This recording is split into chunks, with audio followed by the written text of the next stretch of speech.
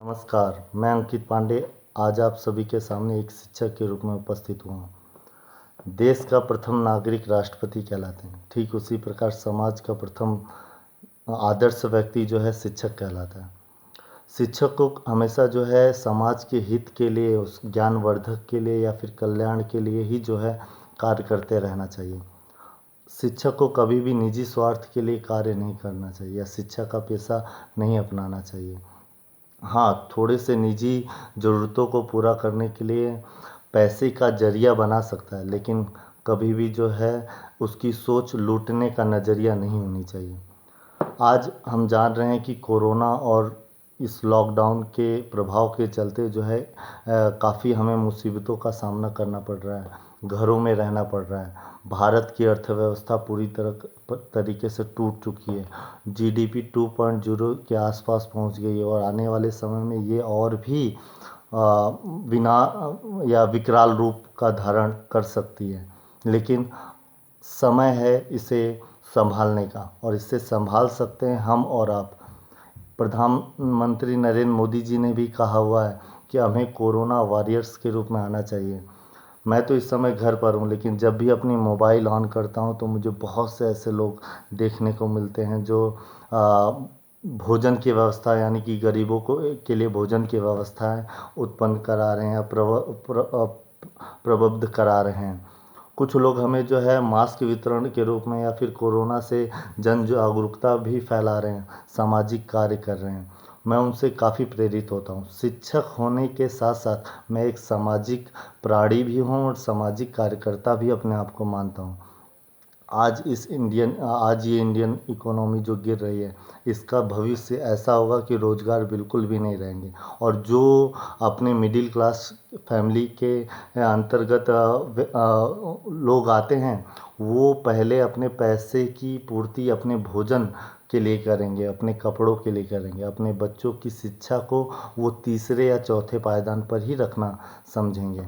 चूँकि मैं एक विद्यालय का संचालन करता हूँ, मैं एक कोचिंग का भी संचालन करता हूँ बड़े बच्चों के लिए। तो नर्सरी से लेके 8th तक का जो मैं स्कूल चलाता हूँ या फिर बड़ी क्लासेस के लिए जो मैं कोचिंग की व्यवस्थाएं प्रोवाइड कराता हूँ, जो कि कई टीचर्स के द्वारा उपलब्ध कराई जाती हैं। औसतन देखूं तो स्कूल की जो मेरी प्रति वर्ष फीस रखी जाती है वो लगभग 10,000 रुपये है। यानी 10,000 रुपये प्रति वर्ष एक व्यक्ति जो है अपने बच्चे की शिक्षा के लिए उपलब्ध कराता है। कोचिंग की बात करूं तो औसतन जो है 2,500 से 3,000 रुपये प्रति सब्जेक्ट बच्चे या फिर उनके अभिभावक फीस देते हैं। मैंने इस कोरोना के इफ़ेक्ट को देखते हुए और अपने भी तरीके से एक छोटा सा कार्य करने के उद्देश्य से कि शिक्षक हूँ और समाज के लिए कुछ ना कुछ करते रहना चाहिए या कुछ ना कुछ करना चाहिए, पैसा फिर कभी कमाया जाएगा। तो मैं औपचारिक घोषणा करता हूँ पूरी तरीके से कि एक भी पैसे शिक्षण शुल्क में हमारे अभिभावकों को, हमारे बच्चों को बिना जात पात, बिना भेदभाव, बिना पक्षपात के नहीं, मतलब बिल्कुल भी माफ़ किया जा रहा है, यानी कि निःशुल्क किया जा रहा है। और मैं निवेदन साथ ही साथ मैं यह भी बता दूं कि जो हमारे स्टाफ में जो हमारे भरोसे रहते थे, उनकी भी वेतन बिल्कुल भी नहीं कटेगा। और निवेदन मेरा बस आप सभी से इतना है कि यदि आप लोग भी सक्षम हैं तो पूरी तरीके से नहीं, मेरी तरह नहीं करिएगा, लेकिन कुछ ना कुछ अंश ज़रूर ऐसा करिए कि जो है लोगों के हित में, समाज के हित में आप अपना योगदान दे सकें। प्राइम मिनिस्टर श्री नरेंद्र मोदी जी ने भी आह्वान किया था कि अपने जो है कोरोना वॉरियर्स के रूप में आप सभी जो है आगे आएँ, सामने आएँ और जो है समाज के हित में कुछ कार्य करें। ये निर्णय जो मैं ले रहा हूँ अपने मतलब या फीस माफ़ करने का, ये 31 मार्च 2021 तक लागू हुआ है। यह निर्णय लेने के साथ ही मैंने जो है अपने करीब 10 से 15 सलाहकार मित्रों से भी ये चर्चा की थी, उसके बाद ही मैं यह निर्णय ले पा रहा हूँ। क्योंकि मैं अपने आप को इस तरीके से सक्षम मानता हूँ कि बिना किसी फीस के भी मैं बच्चों का बेहतर तरीके से शिक्षा उपलब्ध करवा सकता हूँ 1 वर्ष तक। तो मेरे जितने भी अभिभावक या बच्चे ये सब सुन रहे हैं, उन्हें यह ज्ञात हो कि उन्हें अब फीस देने की आवश्यकता नहीं पड़ेगी।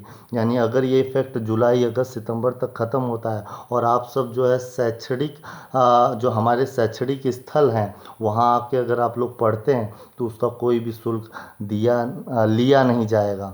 और साथ ही साथ अगर इसका प्रभाव आने वाले समय तक भी बढ़ता है तो जो हम ऑनलाइन शिक्षा उपलब्ध करा रहे हैं आप सबके लिए, वो उसे भी हम और बेहतर बनाने की कोशिश करेंगे, ताकि आप सभी जो है शिक्षा के मामले में तो निश्चिंत रहें। वो अब हमारी जिम्मेदारी बनती है।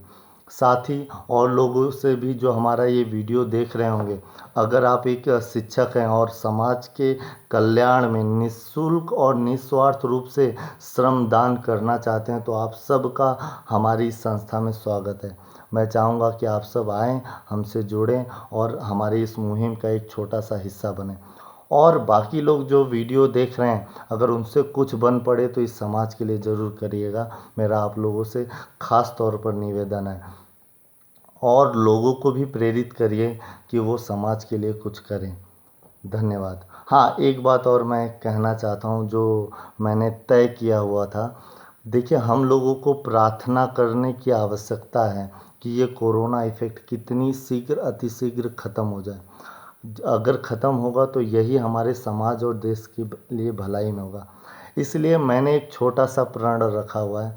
आप लोग देख रहे हैं मेरी दाढ़ी और बाल काफ़ी बड़े बड़े हो चुके हैं, लेकिन मैं इसे तब तक नहीं कटवाऊंगा जब तक हमारे प्रधानमंत्री जी आके स्वयं सामने नहीं कह देते कि अब कोरोना का इफ़ेक्ट अपने देश से बिल्कुल भी समाप्त हो गया है। ठीक है। जय हिंद, जय भारत।